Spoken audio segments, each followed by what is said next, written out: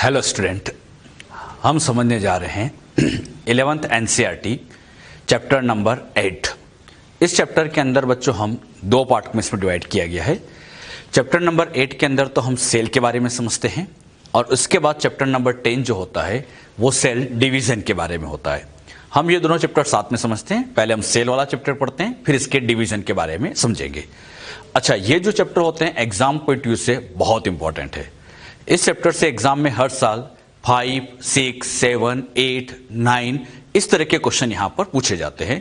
यानी exam point view से बहुत बहुत इंपॉर्टेंट। और एग्जाम में जो क्वेश्चन आते भी बहुत सिंपल ही है, मतलब बहुत आसान से क्वेश्चन आते हैं। ऐसे कोई ज्यादा पैनिक होने की इसमें जरूरत होती नहीं है। ये जो चैप्टर है आप लोगों को मॉड्यूल प्लस एनसीईआरटी दोनों से समझना है। मॉड्यूल में सब कुछ लिखा हुआ है, हम जितना भी समझेंगे आप मॉड्यूल में उसको देखते जाइए और उसकी लाइनों को आप रीड करते रहिए। अच्छा, आपने ये चैप्टर बच्चों 11th में भी समझा होगा, 11th में भी इसको पढ़ते हैं, तो चाहे तो आप 11th के मॉड्यूल से भी इसको रीड कर सकते हैं। जो आप लोगों को अच्छा लगे उस तरह से आप इसको रीड करिएगा। अच्छा, स्टार्ट करते हैं। Cell the unit of life. Cell the unit of life में सबसे पहली बात यही आती है कि सेल होती क्या है, व्हाट इज सेल। हम सेल के बारे में सबसे पहले समझते हैं, तो हम यहां पर स्टार्ट करते हैं। सेल है क्या, व्हाट इज सेल। कोई भी ऑर्गेनिज्म हो, कोई भी ऑर्गेनिज्म, चाहे वो प्लांट हो, एनिमल हो, बैक्टीरिया हो, कोई भी ऑर्गेनिज्म, छोटे से लेकर एक बड़ा ऑर्गेनिज्म की हम बात करें, हर ऑर्गेनिज्म की बॉडी में सेल होती है। मतलब जितने भी ऑर्गेनिज्म है सब सेल के बने हैं। हम अपनी ही बात करें, हमारे अंदर बहुत सारी सेल्स हैं, बिलियंस ऑफ सेल हमारे अंदर होती है, और यही सारी सेल की वजह से अपनी बॉडी का फॉर्मेशन होता है। तो कोई भी ऑर्गेनिज्म हो, उसकी बॉडी की स्ट्रक्चर बनाने का काम सेल ने किया है। साथ ही साथ हम जितने भी फंक्शन कर रहे हैं ये सब सेल की वजह से तो कर रहे हैं। अच्छा, जो भी हम फंक्शन करते हैं, जितने भी हम वर्क कर रहे हैं, सब सेल के कारण ही कर पा रहे हैं।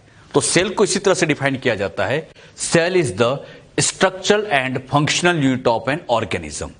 किसी भी ऑर्गेनिज्म की स्ट्रक्चरल फंक्शन यूनिट, उसी को क्या कहा जाता है, सेल।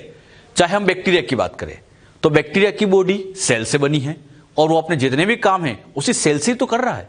तो किसी भी ऑर्गेनिज्म की स्ट्रक्चर फंक्शन बनाने का काम सेल करता है।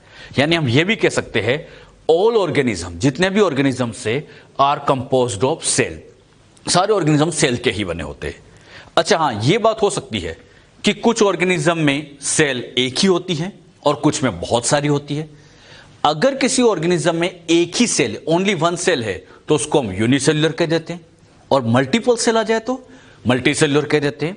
जैसे आप इसको ऐसे समझ सकते हैं, ये बच्चों ऑर्गेनिज्म, जैसे हम बैक्टीरिया की बात कर रहे हैं, ये बैक्टीरिया है। इस बैक्टीरिया की बॉडी में केवल एक ही सेल दिखाई दे रही है, बस एक ही सेल है, और एक सेल है मतलब ये यूनिसेल्युलर है।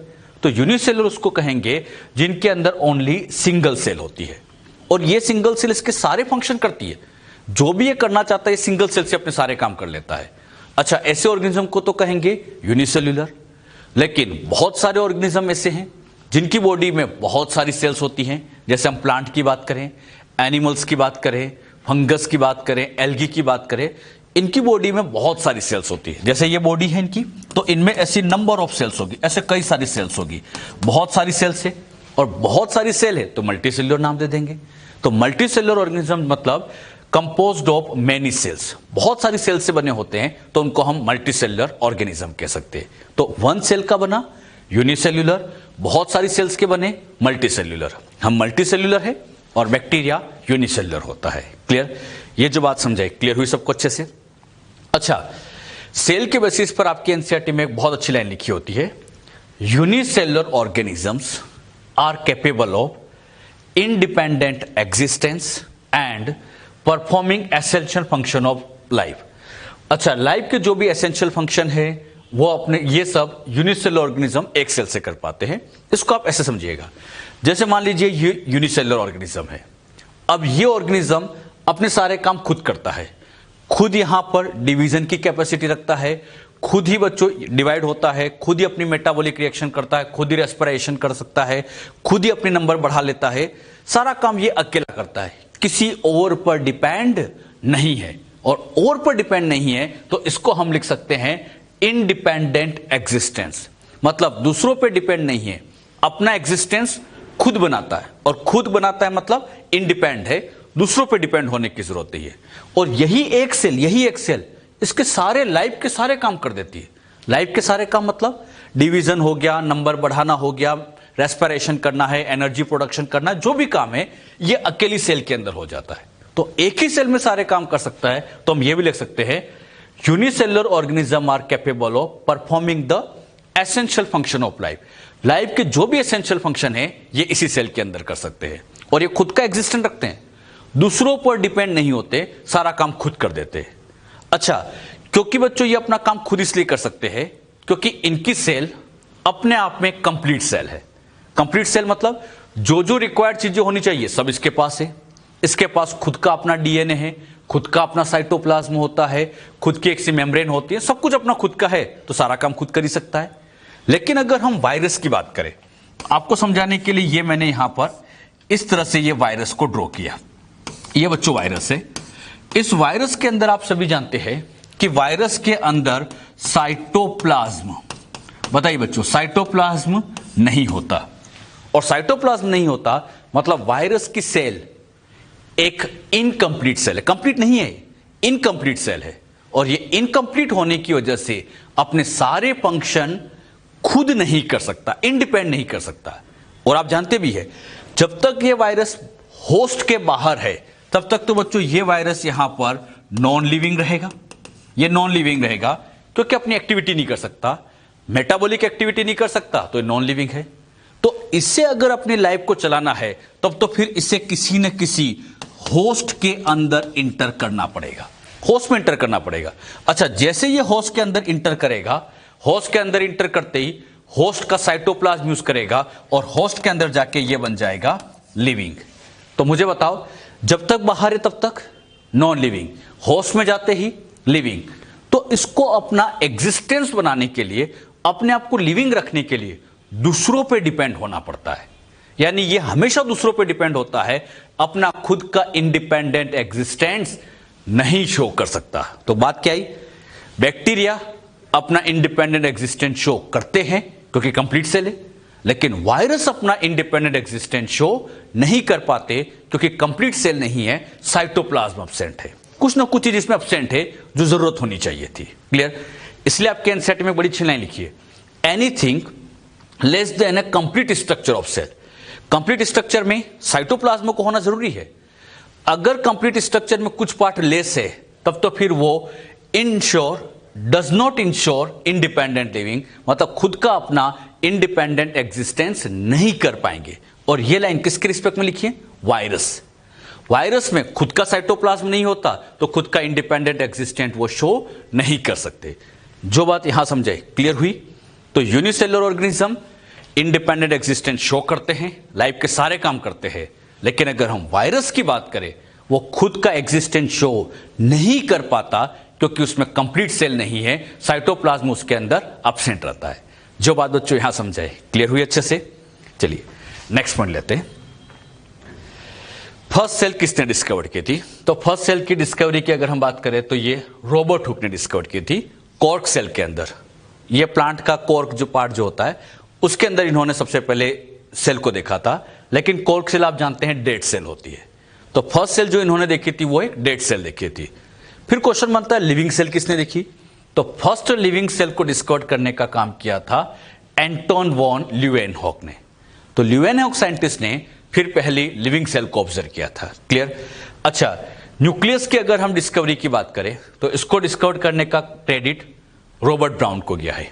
अब कंफ्यूज नहीं होना, यहां रॉबर्ट हुक है जबकि यहां रॉबर्ट ब्राउन है। अच्छा, सेल की डिस्कवरी का क्रेडिट रॉबर्ट हुक को गया है, लेकिन न्यूक्लियस की डिस्कवरी का क्रेडिट पूछा जाए तो रॉबर्ट ब्राउन। न्यूक्लियस जानते हैं ना, सेल के अंदर साइटोप्लाज्म में ये जिसके अंदर डीएनए बैठा होता है, ये स्ट्रक्चर क्या कहलाती है? न्यूक्लियस। और न्यूक्लियस की डिस्कवरी का क्रेडिट रॉबर्ट ब्राउन को गया है। क्लियर? साइंटिस्ट के नाम यहां ध्यान रखें, इंपॉर्टेंट है। इस चैप्टर में साइंटिस्ट के नाम इंपॉर्टेंट होते हैं, ये सारे नाम आप अच्छे से याद भी रखें। क्लियर? नेक्स्ट पॉइंट आता है सेल थ्योरी। सेल थ्योरी क्या होती है?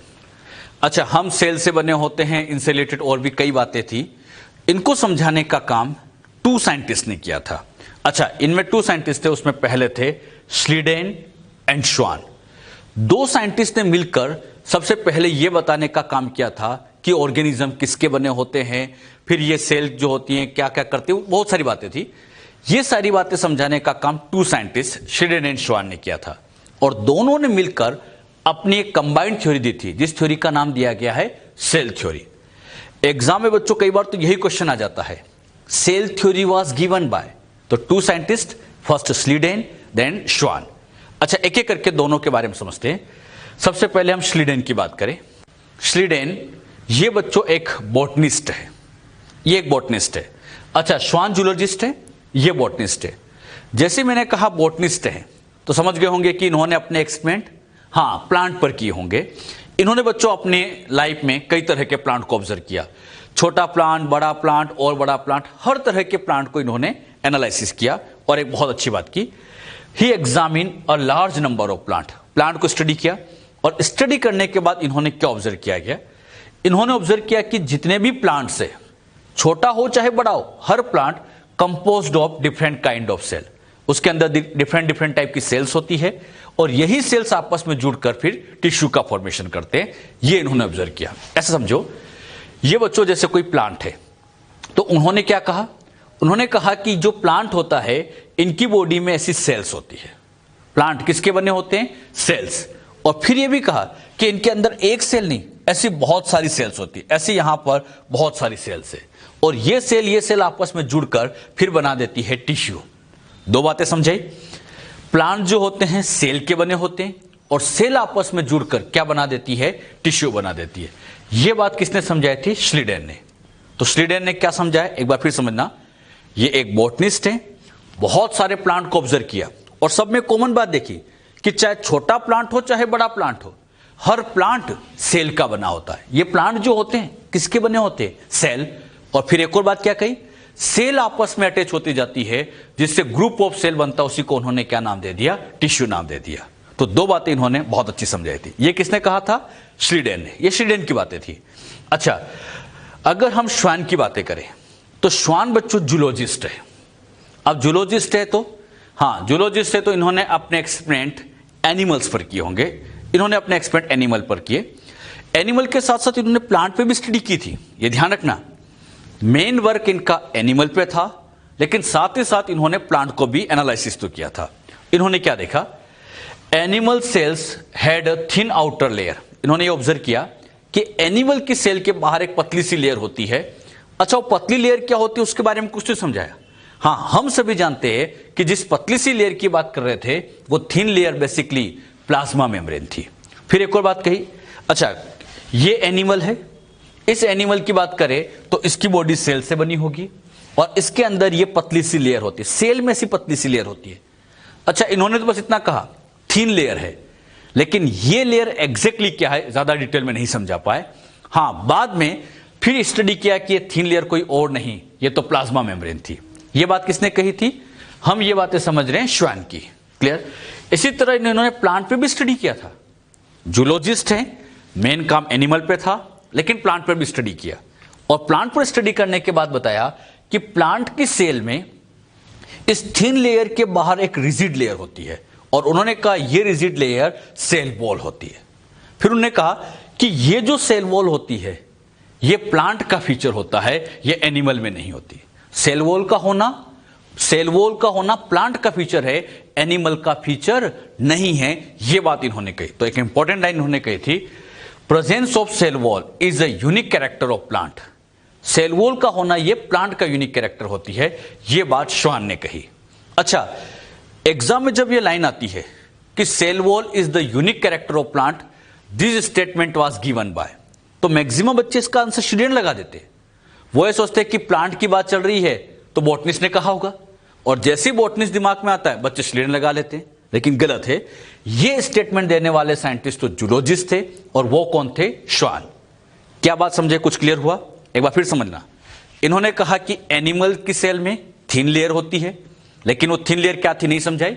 बाद में पता चला कि वो thin layer exactly plasma membrane की बात चल रही थी। फिर क्या कहा, प्लांट के अंदर जो होती है रिजिड वॉल होती है और उस वॉल को क्या कहा गया था, सेल वॉल। ये केवल प्लांट का फीचर है, एनिमल का नहीं होता। ये बातें सारी की सारी श्लीडेन ने कही थी, ये सारी बातें श्वान ने कही थी। आगे इन्होंने कहा, श्वान ने इन सब कंक्लूजन के बेसिस पर प्लांट पर एनिमल पर कंक्लूजन करने के बाद क्या कि जितनी भी श्वान प्रपोज दैट उन्होंने एक हाइपोथेसिस दी थी बॉडीज ऑफ एनिमल। इन्होंने अपनी हाइपोथेसिस में कहा एनिमल्स की जो बॉडीज होती है ये सेल या प्रोडक्ट ऑफ सेल से बनी होती है। सेल के प्रोडक्ट हो सकते हैं जैसे प्रोटीन, कार्बोहाइड्रेट, लिपिड, इन सब से मिलकर बनी होती है।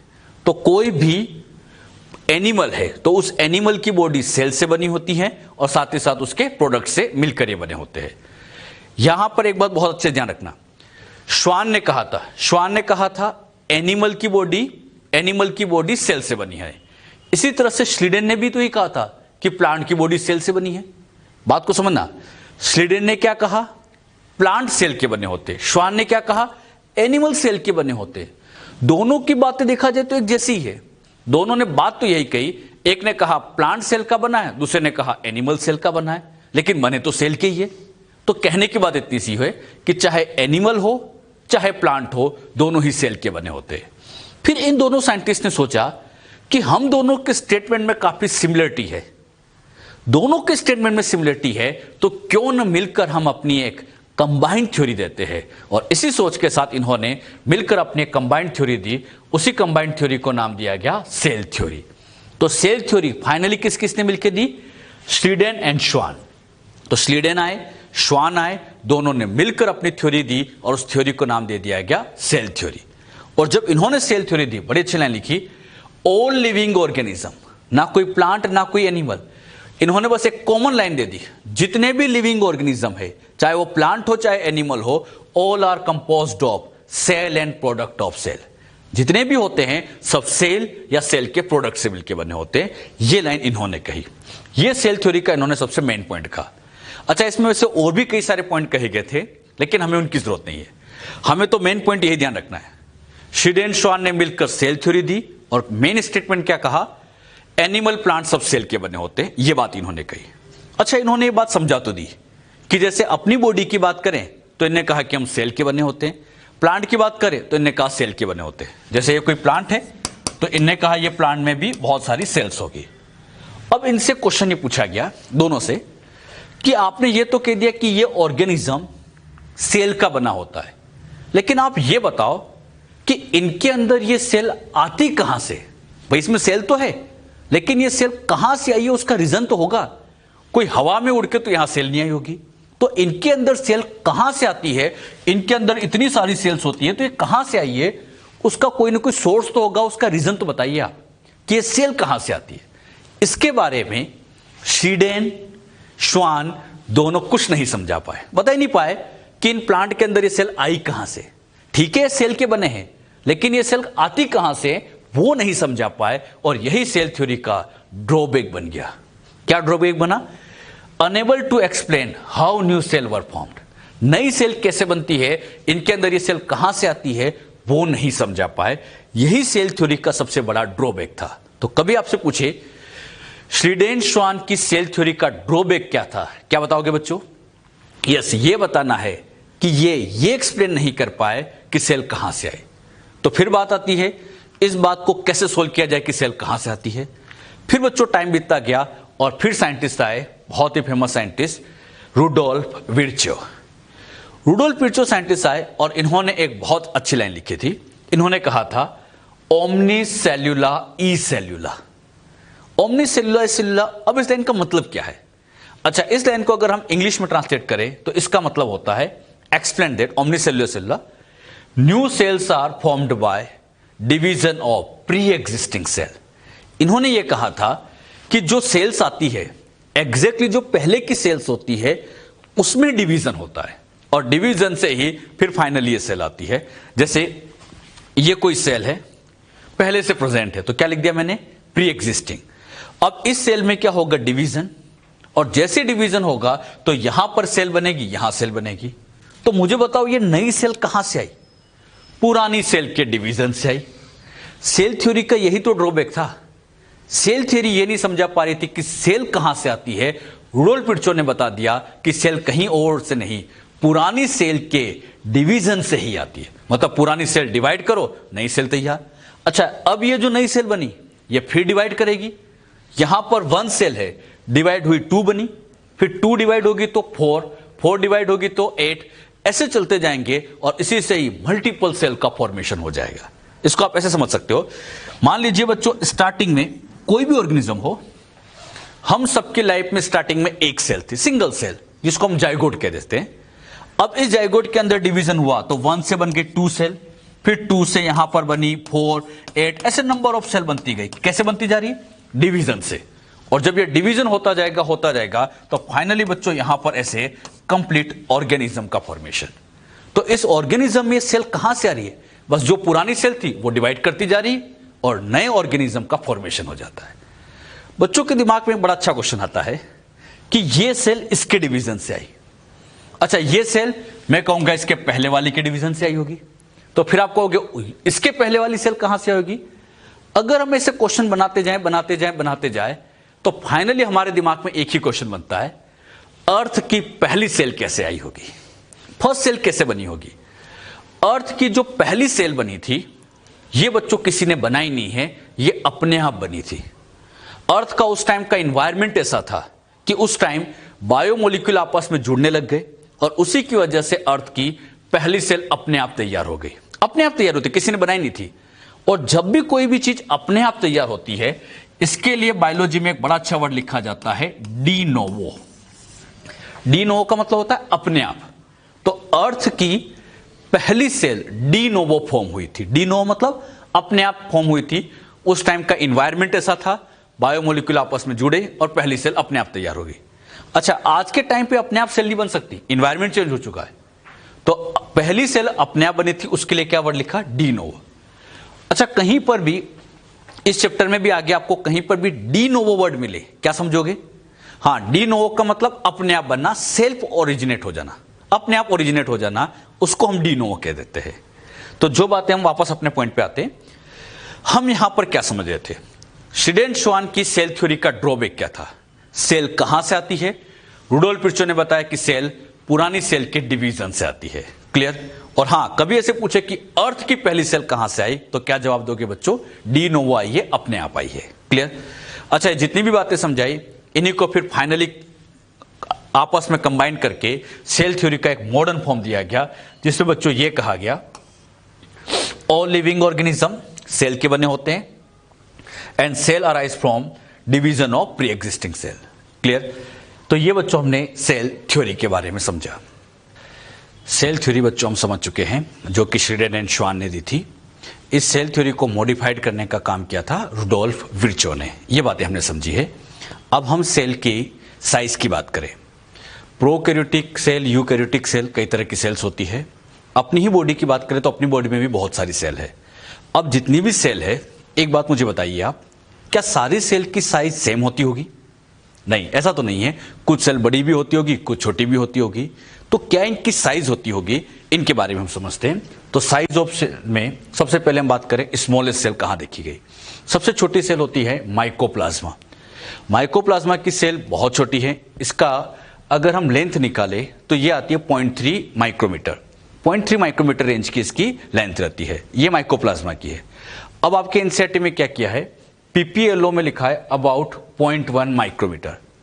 अब आप लोग जानते भी है कि माइकोप्लाज्मा पीपीएलओ है तो एक ही चीज, माइकोप्लाज्मा पीपीएलओ एक ही पढ़ते हैं आप लोग।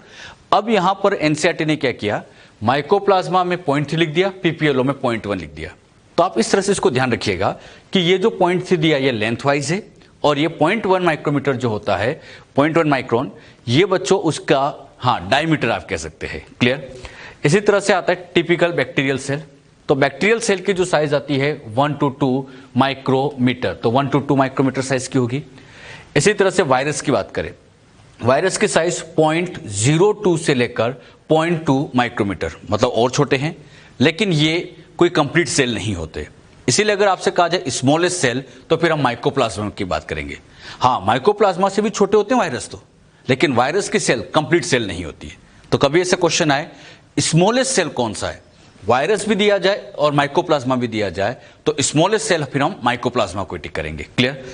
अगले नंबर पे आते हैं आरबीसी का डायमीटर। आपके एनसीईआरटी में आरबीसी का डायमीटर दिया है 7 माइक्रोमीटर, ये अप्रोक्सीमेटली होता है। इसी तरह से लॉन्गेस्ट सेल की बात की जाए तो सबसे लंबी सेल आप जानते हैं नर्व सेल, नर्व सेल बहुत लेंथ वाइज काफी लंबी लंबी होती हैं। इसी तरह से अगर हम बात करें लार्जेस्ट आइसोलेटेड सिंगल सेल, मतलब बॉडी से बाहर निकाली गई सबसे छोटी सेल कौन सी है, तो इसका आंसर आता है एग ऑफ ऑस्ट्रिच। ऑस्ट्रिच के जो एग होते हैं वो काफी बड़ी साइज के होते हैं। क्लियर? तो ये बच्चों लार्जेस्ट आइसोलेटेड सिंगल सेल होती है।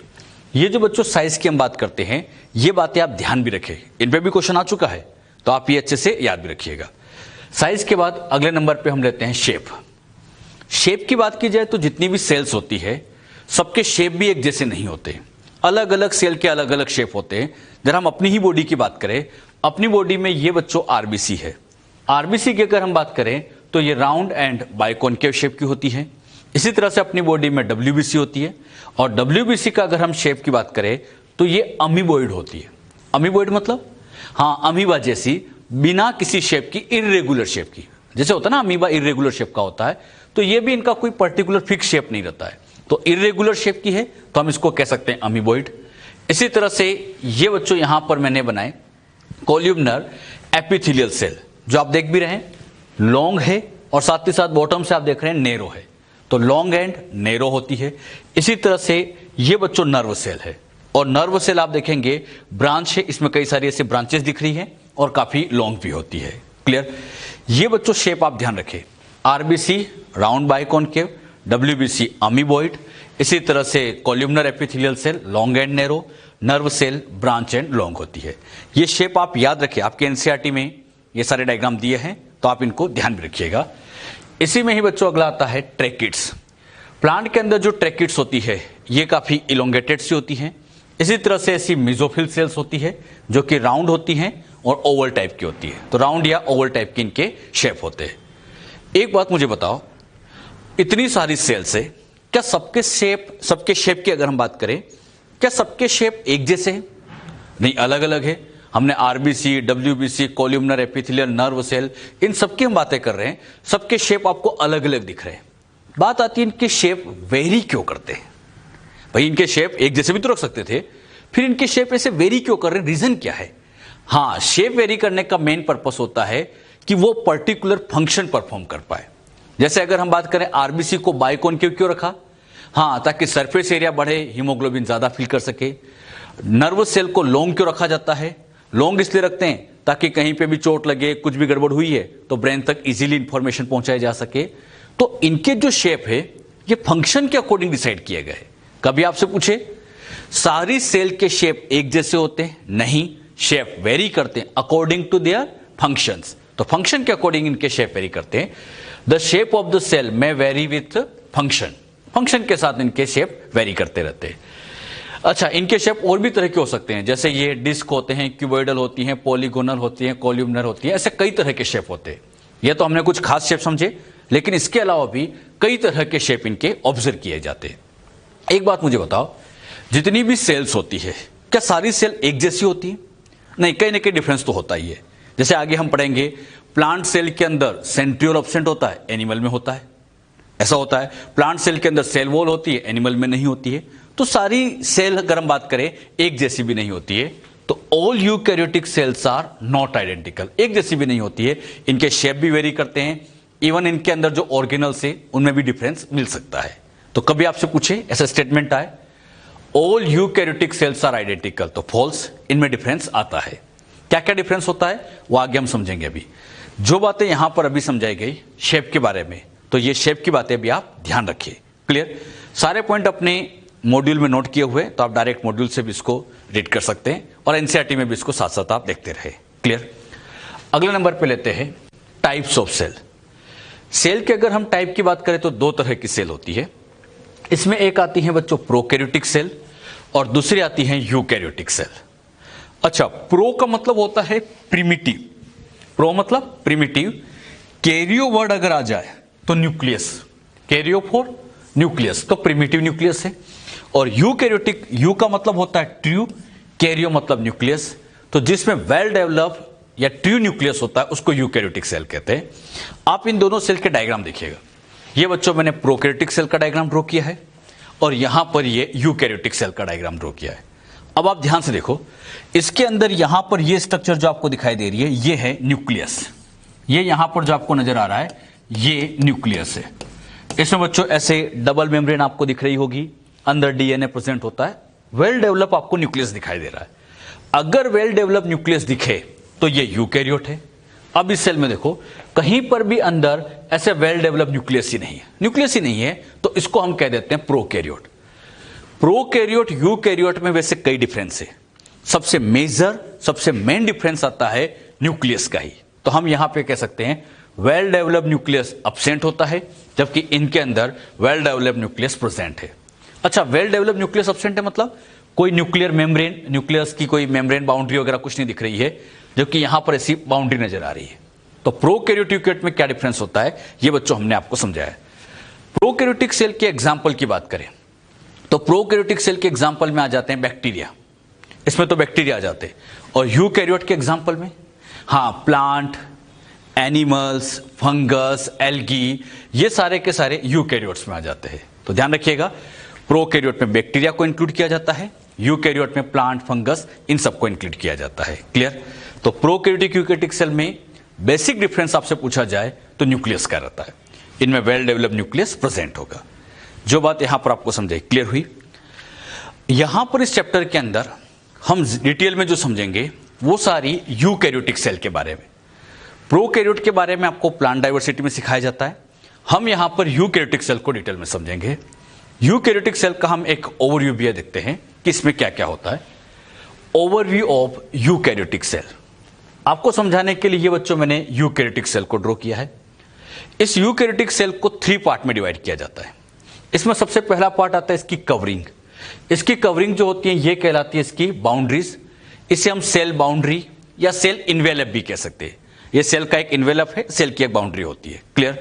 अच्छा, यहां पे बच्चों ये न्यूक्लियस है और न्यूक्लियस से लेके ये जो कवरिंग आपको दिख रही है, इनके बीच का जितना भी स्पेस होता है इसे हम साइटोप्लाज्म कह देते हैं। और ये जो स्ट्रक्चर आपको दिखाई दे रही है ये कहलाता है न्यूक्लियस।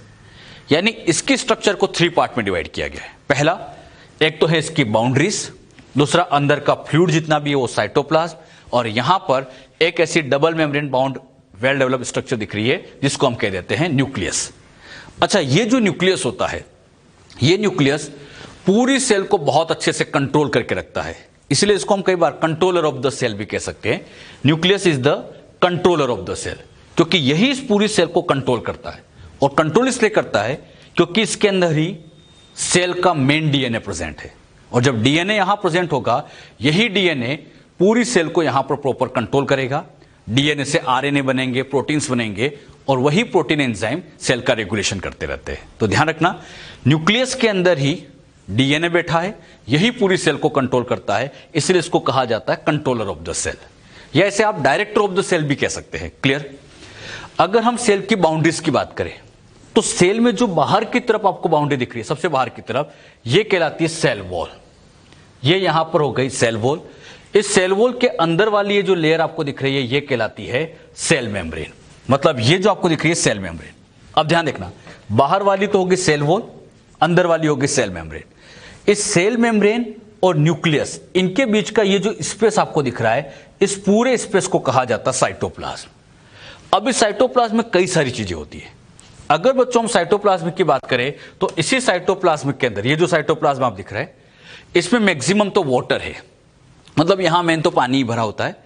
वाटर के अलावा सेल में जो ऑर्गेनल्स होते हैं, ऑर्गेनल जैसे माइटोकॉन्ड्रिया हो गया, ईआर हो गई, इसी तरह से बच्चों यहां पर जैसे ये गोल्जी बॉडी हो जाती है, राइबोसोम्स हो जाते हैं।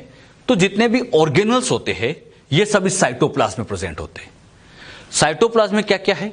एक तो इसमें मेन तो बच्चों यहां पर वाटर भरा हुआ है, पानी पानी भरा हुआ है, और इसके साथ साथ इसमें ऑर्गेनल्स होते हैं, सेल का स्टोर फूड होता है, जो भी उसको स्टोर करके रखना है वो सब यहां प्रेजेंट होता है।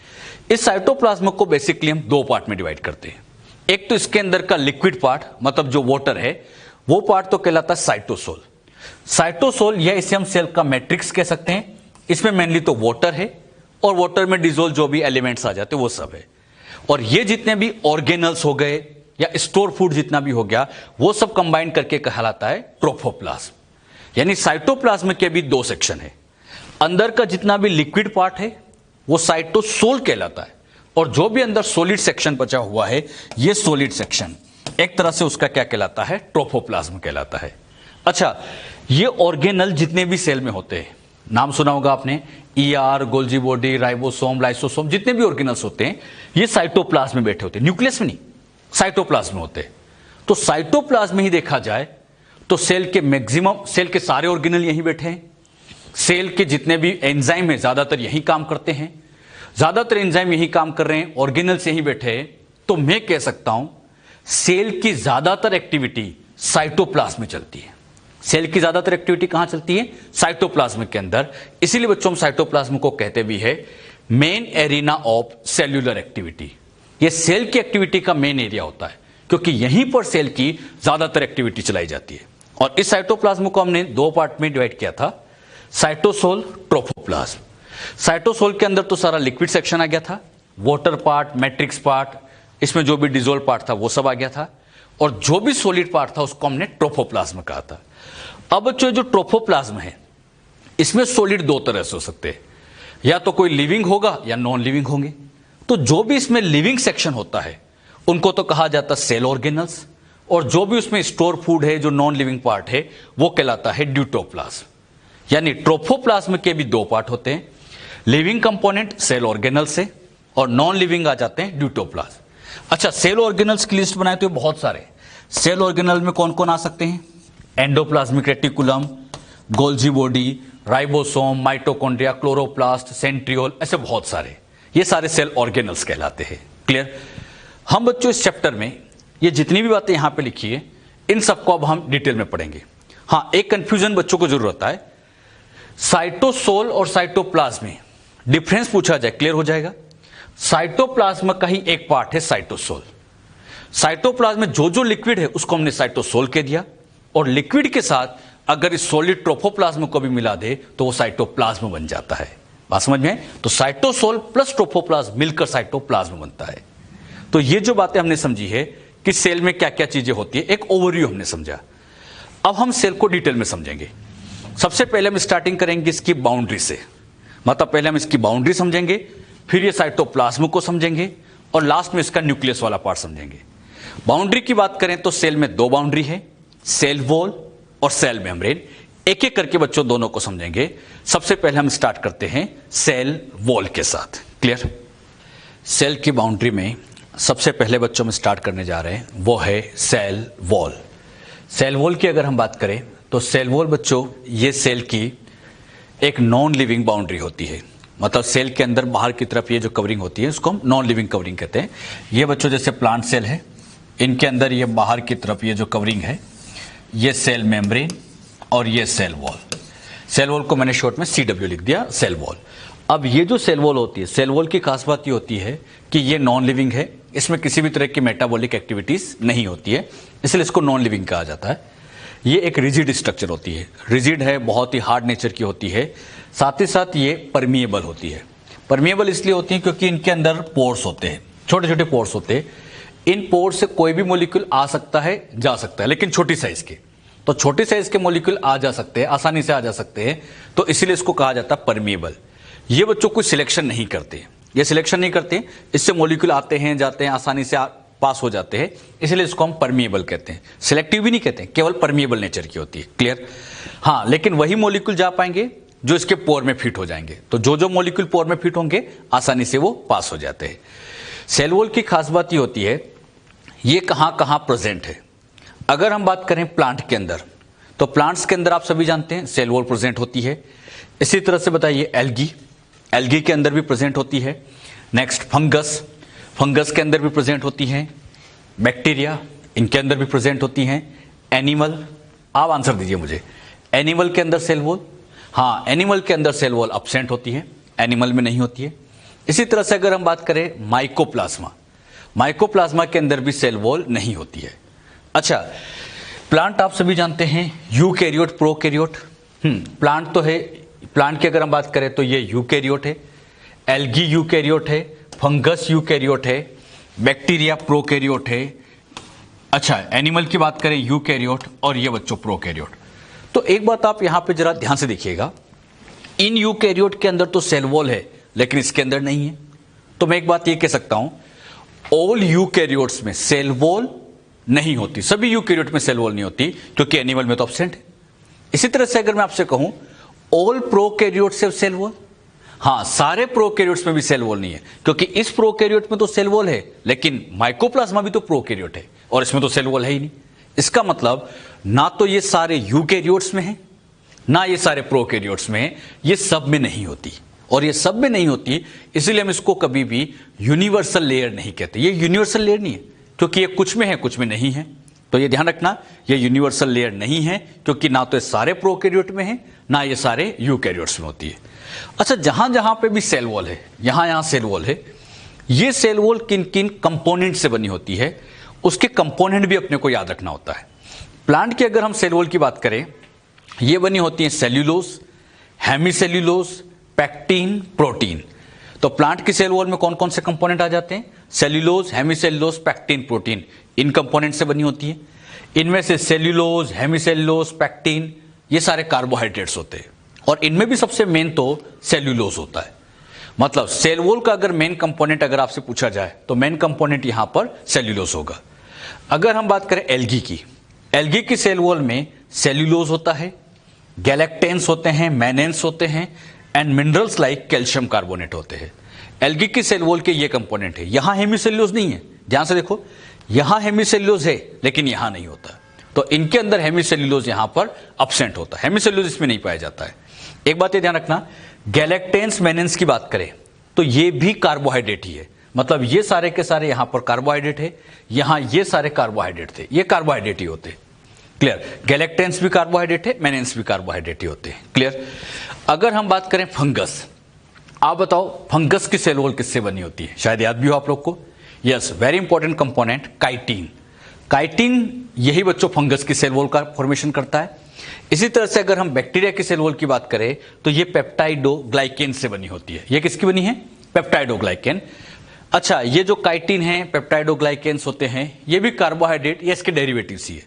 तो आप ज्यादातर जगह देखो, चाहे हम प्लांट की बात करें, एल्गी, फंगस, बैक्टीरिया, इनकी सेल वॉल का मेन कंपोनेंट कार्बोहाइड्रेट होता है। तो कभी आपसे पूछे सेल वॉल मेनली किसकी बनी है, तो कार्बोहाइड्रेट, और इनमें भी मेन कंपोनेंट यहां पर क्या रहेगा? सेल्यूलोज रहेगा।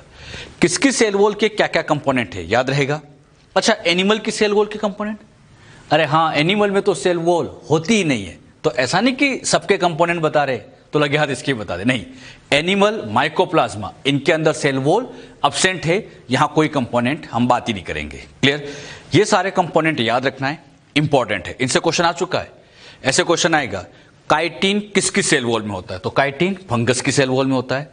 स्पेशली आपके एनसीईआरटी में प्लांट और एल्गी का लिखा है, सेल बायो वाले चैप्टर में इनके कंपोजिशन लिखे हैं, तो आप ये तो बिल्कुल अच्छे से ध्यान रखिए, इनमें बिल्कुल गड़बड़ होनी भी नहीं चाहिए। जो बात यहां पर मैंने आपको समझाई, क्लियर हुई अच्छे से?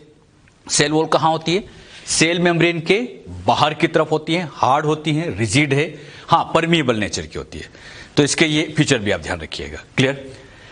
नेक्स्ट पॉइंट आता है types of cell wall. Cell wall के अगर हम टाइप्स की बात करें, ये बच्चों एक प्लांट सेल है, ये दूसरी प्लांट सेल है।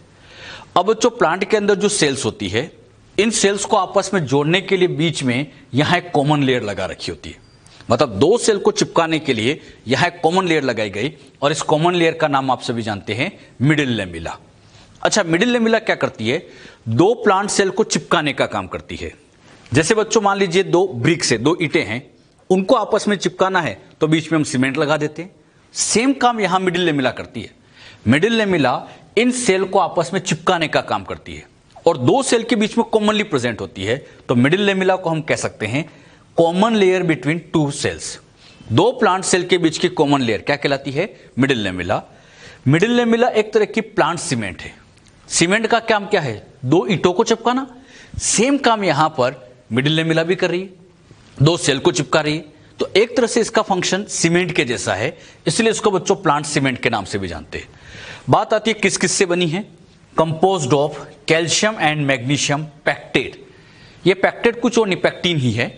कैल्शियम और मैग्नीशियम पैक्टेट, मतलब यहां पर ऐसे कैल्शियम, कैल्शियम, मैग्नीशियम पैक्टेट होते हैं।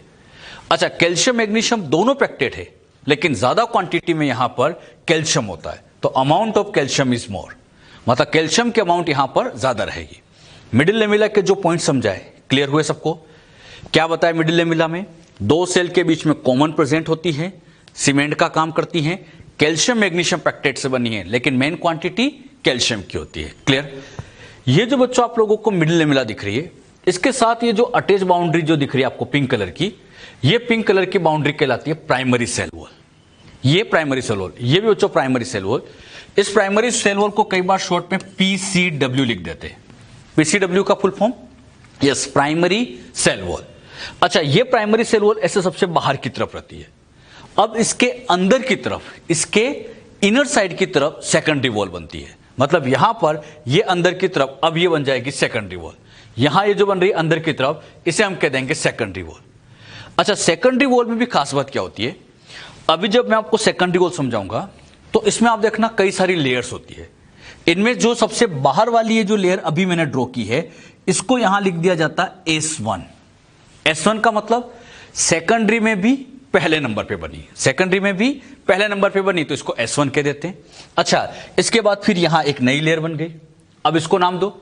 यस, इसको नाम दे देंगे तो ये बन जाएगा S2। S2 का मतलब सेकेंडरी है लेकिन दूसरे नंबर पे बनी है। क्लियर?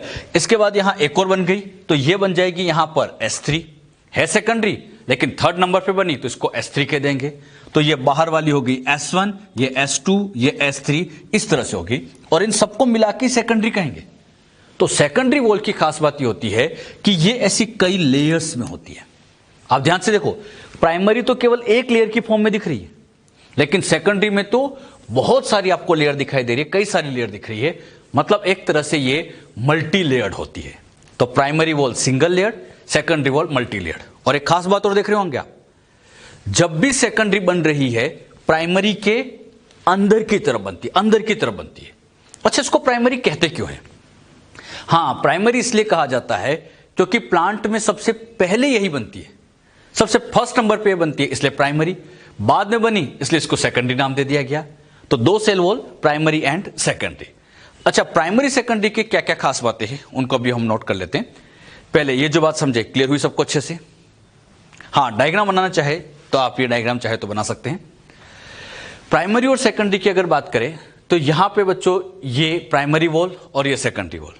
अब इसमें देखिएगा, प्राइमरी वॉल थिन है, डायग्राम में दिख रहा है, एक पतली सी लेयर की फॉर्म में होती है, जबकि सेकेंडरी में तो ऐसे बहुत सारी लेयर्स होती है, कई सारी लेयर्स की फॉर्म में है, मतलब ये थिक फॉर्म में होती है।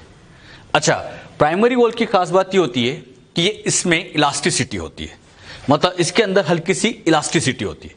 अच्छा, इलास्टिसिटी है मतलब ये ग्रोथ कर सकती है। सेकेंडरी वॉल मल्टी लेयर्ड होने की वजह से ये रिजिड होती है। तो प्राइमरी वॉल की खास बात इलास्टिक नेचर की है, जबकि सेकेंडरी रिजिड होती है। इलास्टिक होने की वजह से ये capable of growth, very important point. Primary wall के अंदर ग्रोथ की कैपेसिटी होती है। अच्छा, ग्रोथ की कैपेसिटी क्यों है? क्योंकि ये इलास्टिक है, आसानी से खींचेगी, सेल की साइज बड़ी कर सकती है, तो ये ग्रोथ की कैपेसिटी रखती है। अगर हम सेकेंडरी की बात करें तो सेकेंडरी हार्ड होती है, इसमें ग्रोथ की कैपेसिटी नहीं होती। बात आती है प्राइमरी और सेकेंडरी किसकी बनी है। प्राइमरी सेल वॉल के कंपोजिशन की बात करें तो प्राइमरी सेल वॉल बनी होती है सेल्यूलोज, हेमीसेल्यूलोज, पैक्टीन, प्रोटीन। वही कंपोनेंट जो हमने समझे, सेल्यूलोज, हेमीसेल्यूलोज, पैक्टीन, प्रोटीन। अगर हम सेकेंडरी सेल वॉल की बात करें तो इसमें भी सेल्यूलोज, हेमीसेल्यूलोज, पैक्टीन और प्रोटीन आते हैं। अब एक बात बताओ, इसके कंपोनेंट और इसके कंपोनेंट, दोनों के कंपोनेंट सेम है। जो कंपोनेंट प्राइमरी के हैं वही सेकेंडरी के हैं। अब दोनों के कंपोनेंट सेम है, फिर बात आती है इनका नेचर डिफरेंट क्यों है, क्यों ये इलास्टिक है, क्यों ये हार्ड है। तो ये सब बच्चों इनके अरेंजमेंट की वजह से होता है। ये सारे कंपोनेंट जब प्राइमरी वॉल को बना रहे थे तो ये एक दूसरे के साथ लूजली अरेंज थे, और लूजली अरेंज होने की वजह से इसमें इलास्टिसिटी होती है।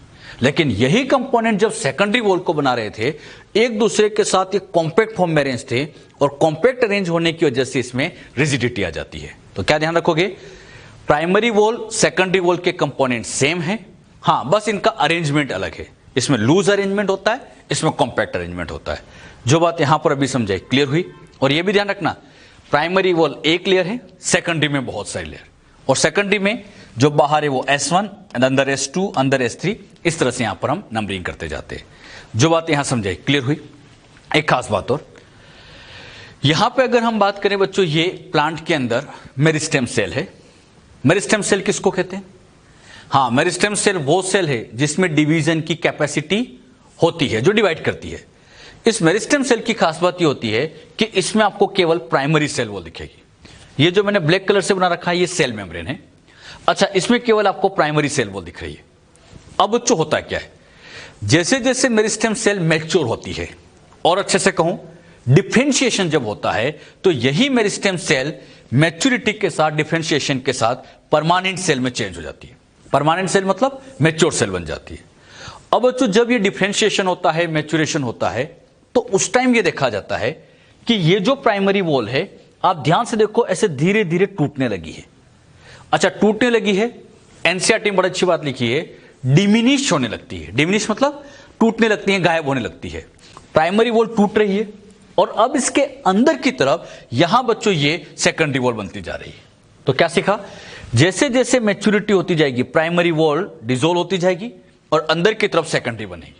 हां, जब भी बनेगी सेकेंडरी तो हमेशा प्राइमरी के अंदर की तरफ बनेगी, इनर साइड में बनेगी। तो प्राइमरी के इनर साइड में ऐसे सेकेंडरी वॉल बनती है। लेकिन कब? जब ये मैच्योरिटी आती है। तो मैच्योरेशन के साथ साथ primary wall dissolve and secondary wall का फॉर्मेशन होता है। तो very important point, primary cell wall gradually diminish as cell mature. जैसे जैसे सेल मैच्योर होती जा रही है, ये डिमिनिश होती जा रही है। अच्छा, सेकेंडरी वॉल बनती जाएगी। लेकिन एक खास बात ये ध्यान रखना, मेरिस्टेम सेल में प्राइमरी तो दिख रही है, सेकेंडरी नहीं है। फिर सेकेंडरी कब आई? मैच्योरिटी के टाइम पे आई। तो हम ये भी लिख सकते हैं secondary cell wall absent in meristem cell. यह मेरिस्टेम सेल के अंदर अब्सेंट होता है। इनके जो पॉइंट मैंने आपको समझाए, क्लियर हुए? तो प्राइमरी और सेकेंडरी के क्या क्या फीचर्स है, ये बच्चों मैंने आपको सारे ही बता दिए। यहां पर दोनों के फीचर क्लियर हुए सबको अच्छे से। अच्छा, यहां दो पॉइंट बड़े इंपॉर्टेंट है। ग्रोथ की कैपेसिटी किसमें? Very important. तो ग्रोथ की कैपेसिटी प्राइमरी में है क्योंकि इलास्टिक है, और साथ ही साथ ये मैच्योरिटी के साथ डिमिनिश हो जाती है। क्लियर? ये दो पॉइंट आप अच्छे से ध्यान रखें। तो प्राइमरी वॉल, सेकेंडरी वॉल, ये हमने सीखा। अब बच्चों कुछ प्लांट के अंदर, सब में नहीं, कुछ प्लांट की कुछ स्पेशल सेल के अंदर एक स्पेशल टाइप की सेल वॉल और मिलती है, जिसको नाम दिया गया है टर्शरी। प्राइमरी हमने समझा, सेकेंडरी हमने समझा, एक स्पेशल टाइप की सेल वॉल आ रही है जिसे हम नाम दे देते हैं tertiary cell wall. Tertiary cell wall की खास बात ये होती है कि ये सेकेंडरी सेल वॉल के इनर साइड में बनती है। जैसे बच्चों आप ये देखोगे, ये थी प्राइमरी सेल वॉल और ये थी सेकेंडरी। प्राइमरी के इनर साइड में आती है सेकेंडरी। अब बच्चों यहां सेकेंडरी के भी इनर साइड में एक स्पेशल सेल वॉल और बन गई, और इस सेल वॉल को कहा जाता है टर्शरी सेल वॉल। अच्छा, ये अंदर की तरफ यहां पर होती है, ये है सेल मेम्ब्रेन, ये सेल मेम्ब्रेन। और इस सेल मेम्ब्रेन के आप देखोगे तो क्लोज यहां पर आपको एक टर्शरी सेल वॉल दिख रही होगी। यानी सबसे बाहर प्राइमरी, उसके अंदर सेकेंडरी, उसके अंदर टर्शरी। टर्शरी नाम इसलिए दिया जाता है क्योंकि थर्ड नंबर पे बनती है। पहले नंबर पे बनी इसलिए प्राइमरी, बाद में बनी इसलिए सेकेंडरी, और बाद में बनी तो टर्शरी। अच्छा, हम इसको S4 लेयर ऐसे नाम भी तो दे सकते थे कि सेकेंडरी में 4। इसको बच्चों अलग से नाम इसलिए देना पड़ा है क्योंकि इसके कंपोनेंट ही डिफरेंट होते हैं। बात आती है ये सेल वॉल कहां मिलती है। टर्शरी सेल वॉल की खास बात ये होती है कि ये जिम्नोस्पर्म की केवल ट्रैकिट से मिलती है, हर जगह नहीं मिलती, हर प्लांट में है ही नहीं, केवल जिम्नोस्पर्म के प्लांट में है, और जिम्नोस्पर्म की भी हर सेल में नहीं, जिम्नोस्पर्म की भी केवल और केवल ट्रैकिट्स के अंदर प्रेजेंट होती है। क्लियर? ये टर्शरी सेल वॉल थिन होती है, present only in tracheids of gymnosperm. Gymnosperm की भी केवल ट्रैकिट्स के अंदर प्रेजेंट होती है। क्लियर? इसकी खास बात ये होती है, ये कंपोज होती है हेमिसेल्यूलोज एंड जाइलेन। मतलब इसके अगर हम कंपोजिशन की बात करें तो ये हेमिसेल्यूलोज जाइलेन की बनी होती है। एक बात आप ध्यान देना, प्राइमरी सेकेंडरी में क्या था? Cellulose, hemicellulose, pectin, protein. लेकिन इसके कंपोनेंट डिफरेंट है, और कंपोनेंट डिफरेंट होने की वजह से इसको एक अलग नेम टर्शरी सेल वॉल नाम देना पड़ा है। बात समझ में? और ये ध्यान रखना, क्या टर्शरी हर प्लांट में? नहीं, ये केवल सिलेक्टेड प्लांट जिम्नोस्पर्म में है, और जिम्नोस्पर्म की भी केवल ट्रैकिट्स के अंदर होती है। सेल वॉल के क्या क्या टाइप होते हैं, ये बच्चों मैंने आपको इससे रिलेटेड सारी बातें समझा दी। कुछ क्वेश्चन के जवाब दीजिएगा। बताइए, दो सेल के बीच की कॉमन लेयर मिडिल लेमिला। अच्छा, मिडिल लेमिला से अटैच ये लेयर थी प्राइमरी, उसके अंदर की तरफ सेकेंडरी। किसमें ग्रोथ की कैपेसिटी है? प्राइमरी के अंदर। क्लियर? कौन मैच्योरिटी के साथ डिमिनिश होती जाती है? प्राइमरी। और फिर अंदर की तरफ सेकेंडरी बनती है। ये पॉइंट बहुत इंपॉर्टेंट है, अच्छे से आप इनको ध्यान भी रखें। क्लियर, समझ में इतना। नेक्स्ट पॉइंट लेते हैं, formation of cell wall material. Cell wall के जो मटेरियल है वो कहां कहां बनते होंगे। सेल वॉल के मटेरियल हम जानते हैं सेल्यूलोज, हेमीसेल्यूलोज, पैक्टीन, प्रोटीन। इनमें से सेल्यूलोज का फॉर्मेशन सेल मेम्ब्रेन पे होता है। जैसे बच्चों ये सेल है, इस सेल की मेम्ब्रेन, ये सेल मेम्ब्रेन है, इस पर यहां पर एंजाइम मिलता है और यही एंजाइम यहां पे बच्चों ऐसे सेल्यूलोज का फॉर्मेशन करता है। तो सेल्यूलोज का फॉर्मेशन कहां पर होता है, सेल मेम्ब्रेन पे प्रेजेंट एंजाइम करते हैं। अगर हम बात करें हेमीसेल्यूलोज, पैक्टीन, ये जो अदर कार्बोहाइड्रेट आपको दिख रहे हैं, इनका फॉर्मेशन गोल्जी बॉडी में होता है। सेल के अंदर गोल्जी बॉडी होती है और वही गोल्जी बॉडी हेमीसेल्यूलोज, पैक्टीन का फॉर्मेशन करती है। एक खास बात ये भी है, ये जो बच्चों गोल्जी बॉडी होती है, प्लांट की इस गोल्जी बॉडी को स्पेशली डिक्टियोसोम कहा जाता है। कहीं पर ये वर्ड आ जाए डिक्टियोसोम क्या है, प्लांट गोल्जी बॉडी का नेक्स्ट नेम डिक्टियोसोम भी होता है। क्लियर। प्रोटीन का फॉर्मेशन हम सब जानते हैं, प्रोटीन राइबोसोम के ऊपर फॉर्म होते हैं, तो इनका फॉर्मेशन राइबोसोम में होता है। तो सेल मेम्ब्रेन के ऊपर सेल्यूलोज बन जाएगा। क्लियर। यहां ये सेल के अंदर ऐसे गोल्जी बॉडी होती है और यही गोल्जी बॉडी हेमीसेल्यूलोज, पैक्टीन का फॉर्मेशन करेगी। यहां पर हेमीसेल्यूलोज, पैक्टीन ऐसे बनते जाएंगे और राइबोसोम के ऊपर ऐसे प्रोटीन का फॉर्मेशन होता जाएगा। तो कौन कहां बनता है, क्लियर हुआ। इन कंपोनेंट का सिंथेसिस कहां कहां होता है, ये हमें ध्यान रखना है, होता सब सेल में ही। क्लियर। सेल वॉल का फॉर्मेशन कैसे होता है वो हमने सीखा। अब सेल वॉल एग्जैक्टली बनती कैसे है। सेल वॉल बनाते टाइम सबसे पहले दो रिक्वायरमेंट चाहिए। एक तो होता है सेल वॉल का स्केलेटन और दूसरी रिक्वायरमेंट आती है मैट्रिक्स। स्केलेटन और मैट्रिक्स क्या है। सेल वॉल का फॉर्मेशन एक तरह से बच्चों घर की छत डालने जैसा काम है। कहीं पर आपने घर की छत डालते हुए देखा भी होगा। घर की छत डालते टाइम क्या किया जाता है, ऐसे बच्चों आयरन की, लोहे की बड़ी बड़ी रोड्स को ऐसे आड़ा तिरछा अरेंज कर देते हैं। यही किया जाता है, ऐसे आड़ा तिरछा अरेंज कर देते हैं, तो इससे छत का एक स्केलेटन तैयार हो गया। फिर उसके ऊपर सीमेंट, कॉन्क्रीट, इन सब का एक मिक्सचर बनाते हैं और उसके ऊपर पोर कर दिया जाता है। यह कहलाता है मैट्रिक्स। बस सीधी बात है, दो है। एक तो छत का स्केलेटन तैयार करते हैं, फिर ऊपर मैट्रिक्स डाल देते हैं। सेम कहानी सेल वॉल में भी है। मतलब सेल वॉल में भी पहले सेल वॉल का स्केलेटन तैयार करेंगे, फिर उसके ऊपर मैट्रिक्स डिपॉजिट कर देंगे। बात आती है सेल का स्केलेटन बनाएगा कौन। हां, सेल के स्केलेटन का फॉर्मेशन सेल्यूलोज करता है। 4 कंपोनेंट है, सेल्यूलोज, हेमीसेल्यूलोज, पैक्टीन, प्रोटीन। इनमें से सेल्यूलोज तो स्केलेटन बनाने में चला गया। बाकी जो बचे कंपोनेंट है कौन, हेमीसेल्यूलोज, पैक्टीन, प्रोटीन, वो सारे कंपोनेंट मैट्रिक्स बना देते हैं। यानी सेल्यूलोज स्केलेटन बना देगा, बाकी जो मैट्रिक्स है इन सबसे बन जाती है। इसे बच्चों आप ऐसे भी समझ सकते हैं। आपको समझाने के लिए मैंने यहां पर ये सी लिखा, सी फॉर सेल्यूलोज, समझाने के लिए सेल्यूलोज। फिर से बच्चों मैंने यहां पर ये लिखा सेल्यूलोज, फिर से लिखा सेल्यूलोज, फिर से लिखा सेल्यूलोज। ऐसे मैं सेल्यूलोज को आपस में जोड़ता जा रहा हूं। अगर सेल्यूलोज को हम जोड़ते जाएं तो सेल्यूलोज का एक फाइबर बनेगा।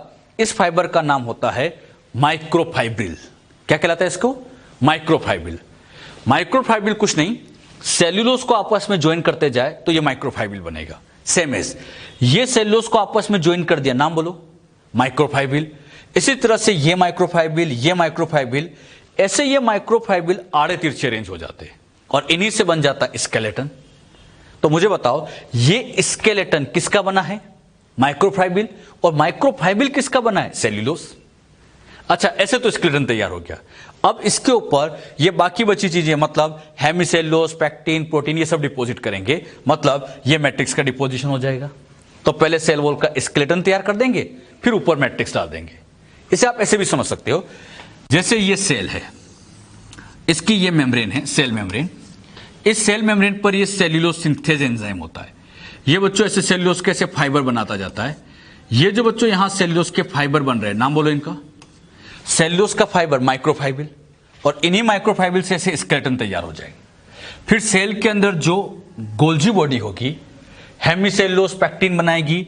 उनको बनाने के बाद इनके ऊपर डिपॉजिट करते जाएंगे, ऐसे मैट्रिक्स को डिपॉजिट करते जाएंगे और बाहर की तरफ ये सेल वॉल तैयार होती जाएगी। तो सेल मेम्ब्रेन के बाहर की तरफ सेल वॉल बनेगी और इसको बनाने वाले कंपोनेंट सब सेल में से आएंगे। बात समझ में। तो सेल मेम्ब्रेन की हेल्प से स्केलेटन तैयार हो जाएगा। गोल्जी बॉडी राइबोसोम की हेल्थ से इसके ऊपर मैट्रिक्स डिपॉजिट हो जाएगा और इस तरह से यहां पर सेल वॉल का फॉर्मेशन होता है। सेल वॉल का फॉर्मेशन कैसे होता है? बहुत सिंपल सी तरीका, स्केलेटन बनाओ, मैट्रिक्स को डिपॉजिट कर दो। क्लियर? ये जो बात यहां समझे, क्लियर हुई अच्छे से बच्चों? अच्छे सेल वॉल के बारे में बच्चों हम समझ रहे हैं। इसी में ही हम एक टर्म समझते हैं, प्लाज्मोडेस्मेटा। प्लाज्मोडेस्मेटा क्या होता है ये हम समझेंगे। दो प्लांट सेल के बीच में एक बच्चों ट्यूब लाइक कनेक्शन बनता है, उसी ट्यूब लाइक कनेक्शन को हम प्लाज्मोडेस्मेटा कहते हैं। जैसे ये एक प्लांट सेल है या दूसरी प्लांट सेल है, इनके बीच में आप देखिए ऐसे ट्यूब लाइक कनेक्शन जा रहा है और यही ट्यूब लाइक कनेक्शन क्या कहलाता है? प्लाज्मोडेस्मेटा। अच्छा, इसमें होता क्या है, यहां पर ये जो ट्यूब लाइक कनेक्शन दिख रहा है, ये tube like connection basically smooth endoplasmic reticulum से बनी ही एक ट्यूब होती है। समझने के लिए बच्चों हमने क्या किया, ये इस सेल का साइटोप्लाज्म है, ये इस सेल का साइटोप्लाज्म है, ये न्यूक्लियस है, ये ईआर है। अब बच्चों यहां पे जो ईआर लगी होती है, ये बच्चों यहां ऐसे ट्यूब की फॉर्म में लगी है। दो सेल के बीच में ईआर ऐसे ट्यूब की फॉर्म में लगी है और ये जो ट्यूब लगी है, इस ट्यूब का नाम होता है डेस्मोट्यूबुल। नाम याद रखिएगा, वेरी इंपॉर्टेंट। दो सेल के बीच में एक ट्यूब लगी है, क्या नाम है उसका? डेस्मोट्यूबुल। और ये डेस्मोट्यूबुल कुछ और नहीं, एक तरह की स्मूथ एंडोप्लाज्मिक रेटिकुलम ही है। ये स्मूथ एंडोप्लाज्मिक रेटिकुलम होती है। अब यहां पर क्या होता है, ये जो ट्यूब है इसके साइड में आप देखो ऐसे यहां पर कुछ पोर्स बने हुए, ट्यूब है साइड में ऐसे पोर बने हुए। तो सेंटर में ट्यूब और साइड के जो पोर दिख रहे हैं, इधर इधर ये दोनों साइड के पोर है, इन सबको मिला के जो होल कनेक्शन बना है, इसी को हम प्लाज्मोडेस्मेटा कहते हैं। प्लाज्मोडेस्मेटा क्या है, कुछ क्लियर हुआ? दो प्लांट सेल के बीच में सेंटर में एक ट्यूब जा रही है और उस ट्यूब के साइड में से पोर्स बने हुए, तो ट्यूब और सराउंडिंग पोर को मिला के ही अल्टीमेटली नाम बन गया प्लाज्मोडेस्मेटा। इसी को बच्चों हम क्या नाम देंगे? प्लाज्मोडेस्मेटा। प्लाज्मोडेस्मेटा का मिलना ये केवल प्लांट का फीचर होता है, एनिमल में नहीं होता। हमारी सेल के अंदर हम समझे कि प्लाज्मोडेस्मेटा नहीं है, ये केवल प्लांट के अंदर मिलता है। बात आती है इस प्लाज्मोडेस्मेटा का यूज क्या है, फंक्शन क्या है। प्लाज्मोडेस्मेटा से फायदा ये होता है कि इससे इस सेल का साइटोप्लाज्म इधर चला जाता है और इस सेल का साइटोप्लाज्म इधर आ जाता है। मतलब टू सेल के साइटोप्लाज्म को कनेक्ट करने के लिए इस तरह के प्लाज्मोडेस्मेटा बनाए जाते हैं। यानी ये एक तरह का साइटोप्लाज्मिक कनेक्शन है। क्या कहेंगे? साइटोप्लाज्मिक कनेक्शन, क्योंकि टू सेल के साइटोप्लाज्म को कनेक्ट करने का काम करता है, इसीलिए हम इसको कह सकते हैं एक तरह का साइटोप्लाज्मिक कनेक्शन होता है। जो बात यहां समझाई, क्लियर हुई सबको अच्छे से? तो बताइए, प्लाज्मोडेस्मेटा दो प्लांट सेल के बीच का ट्यूब लाइक कनेक्शन। अच्छा, इसमें क्या क्या खास बातें समझ लेते हैं। प्लाज्मोडेस्मेटा नेम स्ट्रेसबर्गर साइंटिस्ट ने दिया है, cytoplasmic connection between two adjacent plant cell. दो प्लांट सेल के बीच का साइटोप्लाज्मिक कनेक्शन होता है। Characteristic of multicellular plant, unicellular में तो मिल ही नहीं सकता, क्योंकि यहां पर दो सेल को जोड़ना है और दो सेल मतलब मल्टीसेलुलर ही होगा। अच्छा, इसमें डेस्मोट्यूबुल जो होता है, ये दो सेल को आपस में कनेक्ट करने में हेल्प करता है। और ये डेस्मोट्यूबुल कुछ और नहीं, एक तरह की स्मूथ एंडोप्लाज्मिक रेटिकुलम है। तो प्लाज्मोडेस्मेटा क्या होता है ये हमने समझा। और ये ध्यान रखना, ये प्लांट का फीचर है, एनिमल का नहीं है, ये प्लांट के अंदर ही मिलेगा। जो बात यहां समझे, क्लियर हुई अच्छे से? नेक्स्ट पॉइंट हम लेते हैं, function of cell wall. Cell wall के क्या क्या फंक्शन है? सेल वॉल का फर्स्ट फंक्शन होता है प्रोवाइड शेप टू सेल। ये बच्चों सेल को एक शेप प्रोवाइड करती है। आप लोग सभी जानते हैं सेल वॉल का नेचर हार्ड होता है। ये बच्चों सेल वॉल हार्ड नेचर की है और हार्ड होगी तो हार्ड होने की वजह से सेल का शेप मेंटेन करके रखती है। क्लियर?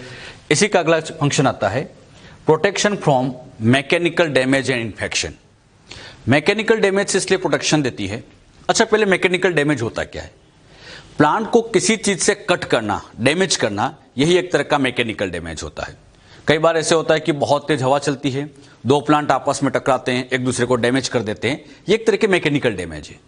अच्छा, प्लांट में डैमेज करना बड़ा मुश्किल होता है क्योंकि वहां पर सेल वॉल है और सेल वॉल का नेचर हार्ड है। तो हार्डनेस से फायदा यह होता है कि इनमें आसानी से डैमेज नहीं हो सकते और साथ ही साथ इसमें इन्फेक्शन भी नहीं हो सकता, बैक्टीरिया वगैरह इस पर अटैक नहीं कर सकते, ये हार्ड नेचर की रहती है। It also help in cell to cell interaction. दो सेल को आपस में इंटरेक्ट करना, यह बेसिकली प्लाज्मोडेस्मेटा की वजह से होता है। अच्छा, प्लाज्मोडेस्मेटा ही दो सेल के साइटोप्लाज्म को जोड़ता है, तो यह फंक्शन बेसिकली प्लाज्मोडेस्मेटा का ही होता है। इसी का एक और फंक्शन होता है, it provide barrier to undesirable macromolecule. मतलब जो सेल के काम के मैक्रोमोलिक्यूल जो काम के नहीं है, ऐसे मैक्रोमोलिक्यूल को सेल के अंदर आने से रोक देता है। सेल वॉल में पोर छोटे होते हैं और छोटे पोर होने की वजह से ये बड़ी साइज के मैक्रोमोलिक्यूल इंटर नहीं कर पाते। ऐसे समझिएगा, जैसे ये सेल है, इसके बाहर ऐसे ये बड़े बड़े मॉलिक्यूल है। इन मॉलिक्यूल को यहां समझाने के लिए मैंने कह दिया मैक्रोमोलिक्यूल है। अच्छा, इनमें जो पोर होते हैं छोटे होते हैं, तो ये अंदर इंटर नहीं कर सकते। तो सेल वॉल इन अनडिजायरेबल मैक्रोमोलिक्यूल को अंदर आने से रोकने का काम करते हैं, क्योंकि पोर की साइज छोटी होती है। सेल वॉल के क्या फंक्शन है? तो टोटल यहां पर मैंने आपको 4 फंक्शन बताया। क्या क्या बताया? शेप प्रोवाइड करता है, सेकंड मैकेनिकल डैमेज इंफेक्शन से बचाता है, सेल टू सेल इंटरेक्ट कराता है, और अनडिजायरेबल मैक्रोमोलिक्यूल को अंदर आने से रोकने का काम भी करता है। क्लियर? हाँ, यहां बच्चों की बात ध्यान रखिएगा। मान लीजिए ये डिजायरेबल है और ये अनडिजायरेबल है। डिजायरेबल मतलब सेल के काम का है। अच्छा, ये भी अंदर नहीं आ सकता, तो फिर बच्चों के दिमाग में आता है कि सर ये डिजायरेबल मैक्रोमोलिक्यूल अंदर कैसे आएगा? तो इसके लिए क्या करती है सेल, यहां पर कुछ एंजाइम रिलीज करती है, फिर बच्चों ये इसको डिग्रेड करती है, इससे छोटे छोटे पार्टिकल्स बनते हैं और वही सेल के अंदर इंटर कर सकते हैं। अच्छा, वो एंजाइम इस अनडिजायरेबल को कभी ब्रेक नहीं करेगा, तो ये कभी अंदर आ ही नहीं सकता। तो मुझे बताओ, सेल वॉल बैरियर तो है, लेकिन डिजायरेबल के लिए, अनडिजायरेबल के लिए, अनडिजायरेबल को कभी अंदर नहीं आने देती है, क्योंकि वो ब्रेक नहीं होते तो कभी अंदर आ नहीं सकते। ये बच्चों हमने सेल वॉल के कुछ बेसिक फंक्शन में समझे कि क्या क्या इनके फंक्शन होते हैं। यहां पर आकर हमने सेल वॉल, उससे रिलेटेड सारी बातें हमने कंप्लीट की है। इसमें कुछ पॉइंट तो बहुत अच्छे से ध्यान रखना। प्राइमरी सेकेंडरी वॉल के जो फीचर है कि प्राइमरी वॉल में ग्रोथ की कैपेसिटी होती है, सेकेंडरी वॉल मेरिस्टेम सेल में एब्सेंट होती है, कैसे ये बनती हैं, तो इन पॉइंट को आप अच्छे से ध्यान भी रखें।